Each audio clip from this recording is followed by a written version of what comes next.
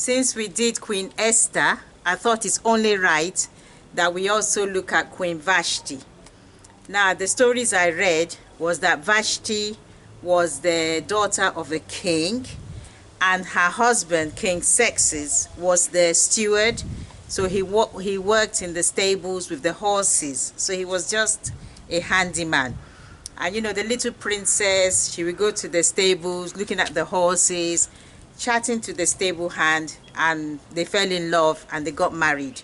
So because of his marriage to Vashti, he became royalty, and that's how he became King Xerxes.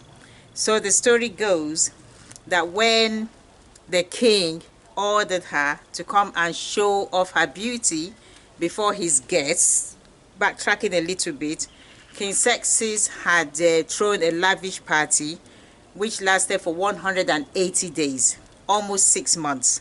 When that was finished, he now threw another party for 7 days for the people in his province, you know, in Susa.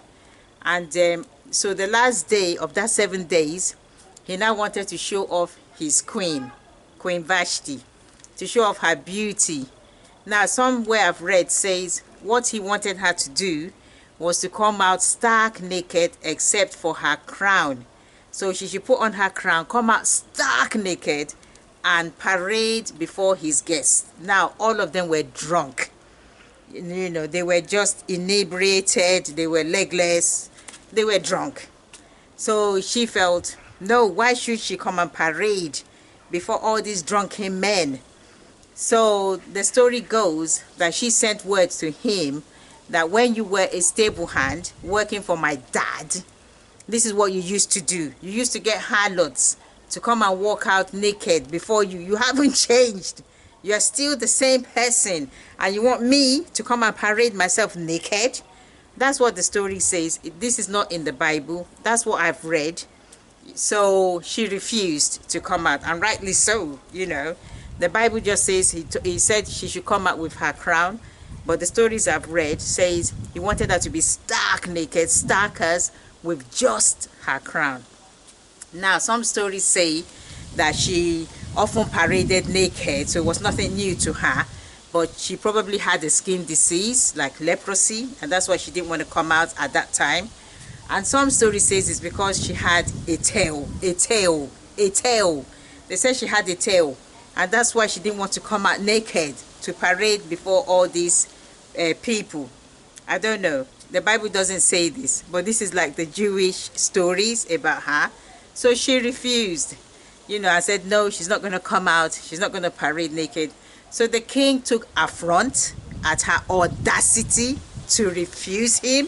So he was furious and asked his aides, those around him, that what should he do? The queen has refused him in front of all these people. He's going to be a laughing stock. He's a very powerful king, you know, and a woman has made him a fool. So the story goes that Memucan, who gave the king advice to put her away, did so because of personal reasons, that the Queen Vashti was not nice to him. She treated him badly. So this was his chance to get revenge. So he told the king, put her away. Don't let her come before you anymore. And they also said that it's because Memucan also had a daughter, and so he was secretly wishing that his daughter would become queen. So the king would marry his daughter and she would become queen. So that was why Memucan was so heavy about it and just said, no, put her away, and write a decree saying that every man should be the lord of his home. Whatever he says in his home, that's it, final. His wife must not refuse anything the husband says. The king should write it and seal it and remember the law of the Medes and the Persians, which cannot be overturned, not even by the king himself. So the king agrees to this new decree, which now makes men lord of lords. You know, it makes them the final authority. No matter what they say, even if it's not right, it's the final authority according to that decree. Because Memucan said, if all the other women hear what Queen Vashti did, they're not going to respect their husbands. They're going to be saying that after all, Queen Vashti did not obey her husband, the king. So who are you to command me?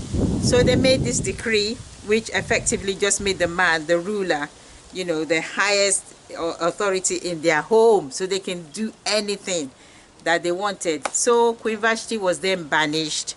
Some places say that she was actually executed, she was killed, and some say that she was banished, you know, so she was alive, but she could never appear before the king again. He did not release her to go and marry another man. She would be there. That was her punishment. I think a bit like David and what was her name? Saul's daughter. It was a bit like that. So David never had relations with Mikay anymore.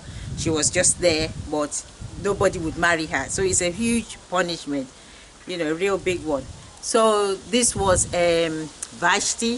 So some call her a villain, and some say she's a heroine for standing up, you know, for being the first feminist out there, refusing the king, you know, daring to refuse him, even though she knew that the king had a temper, and his temper was legendary at that time. He could do anything at all, bury children alive, just horrible, horrific things he did if he was cross. And for her to cross him in that way, so she was standing up for herself, she was standing up for her rights, she was standing up for women who are feminists out there, but she paid a heavy price for it. She paid a huge price for it. So the Bible does say that the husband's the head of the home. So if what he's telling you is not against the word of God, as wives, we should listen to our husbands, we should obey them. But if they're telling us to do something which is against the word of God, like go and bow down before an idol, then you have every right to say no, you cannot do that. You know, if he's telling you to curse God, you have every right to say sorry, I cannot do that.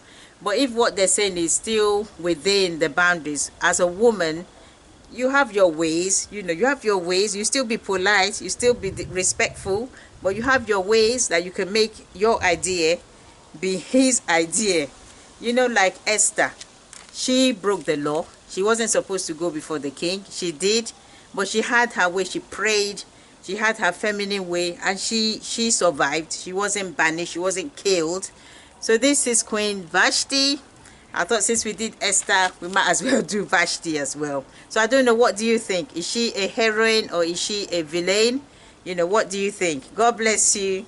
See you in the next Women of the Bible, where we shall look at another woman. Bye.